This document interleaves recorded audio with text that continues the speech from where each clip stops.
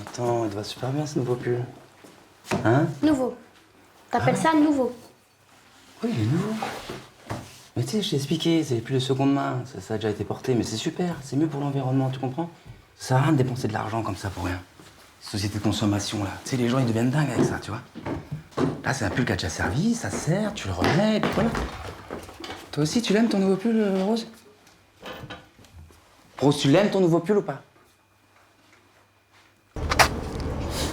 Quelles sont les batailles de votre personnage? Retrouver la femme qui est partie,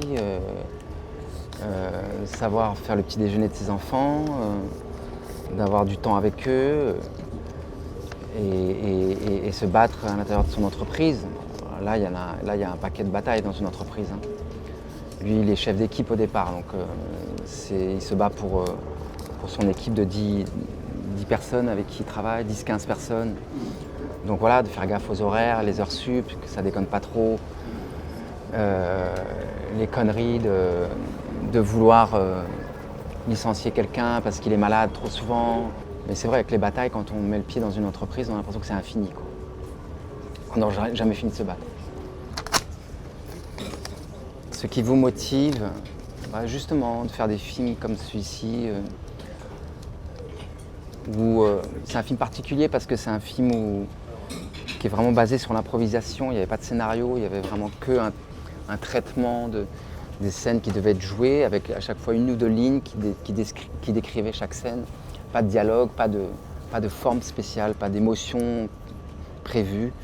Donc il y avait à chaque fois à réinventer la chose et en ce sens, tous on était très libres et très dans la base du jeu qui est d'être évidemment à égalité, chacun à l'écoute et dans un truc de générosité violent et assez obligatoire. Tu veux un petit truc à manger? Ah, je veux bien. J'ai du fromage, du pain, un sandwich, quoi. Oui, voilà.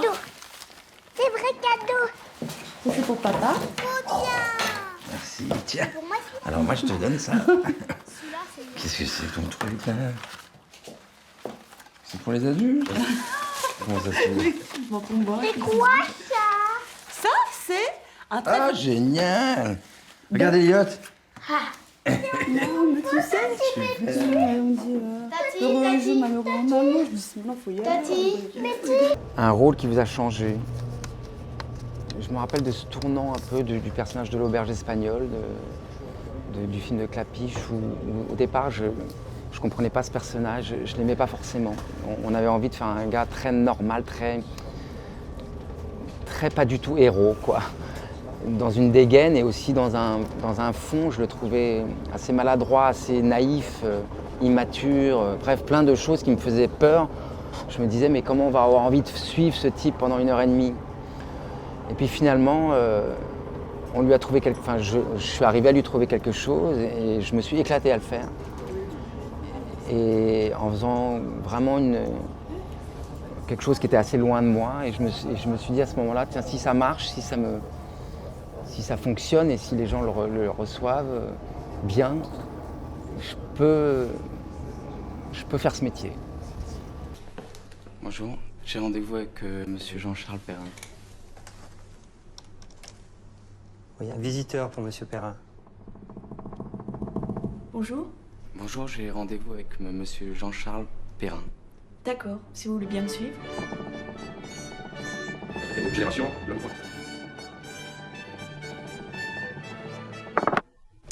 Ah, Xavier. Bonjour monsieur Perrin. Appelle-moi Jean-Charles, je t'en prie. Je peux pas savoir le plaisir que ça me fait.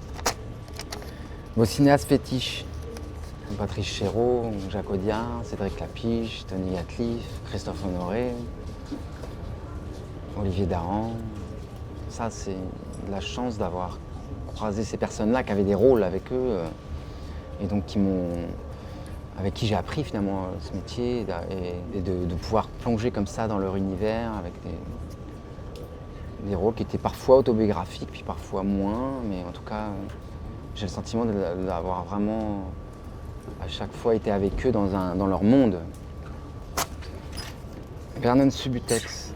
Alors c'est ce que je suis en train de faire en ce moment, parce qu'on est encore en tournage là, de cette série dirigée par Cathy Vernet, des livres de Virginie Despentes.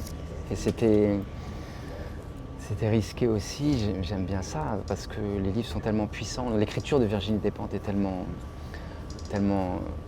précise et elle a fait tellement de bien, parce qu'il y a pas mal de gens qui ont vraiment adoré ces livres, qu'évidemment c'est risqué de s'embarquer dans un projet filmé. Mais en le faisant, d'abord par le casting, ensuite par les décos choisis, et puis ce qu'on filme, j'ai pris confiance et j'ai trouvé ça assez, je pense, assez bien. J'ai vu aucune image, hein. Là vraiment je parle d'un ressenti sur le plateau, sur ce qu'on filme là, tous les jours. Et ce personnage est assez incroyable, un ancien disquaire comme ça qui se retrouve à la rue. Il y a le rock, il y a la musique, il y a la rue, jusqu'à finalement finir comme un Christ, quoi. Sans rien, sans plus aucun artifice, à faire la manche et à avoir finalement l'essentiel, quoi. C'est l'amour des autres, quoi. C'est peut-être un film beaucoup plus catholique que finalement que peut-être ce qu'a écrit Virginie Despentes. Mais en tout cas, ça décrit comme ça un trajet d'un personnage qui est assez incroyable. Donc je me régale et j'ai l'impression que tout le monde est dans ce même état.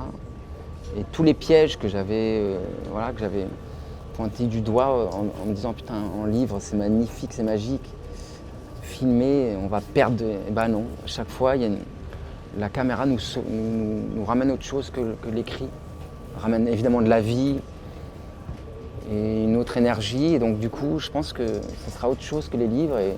Mais en tout cas, ça a raison d'exister, hein, je crois.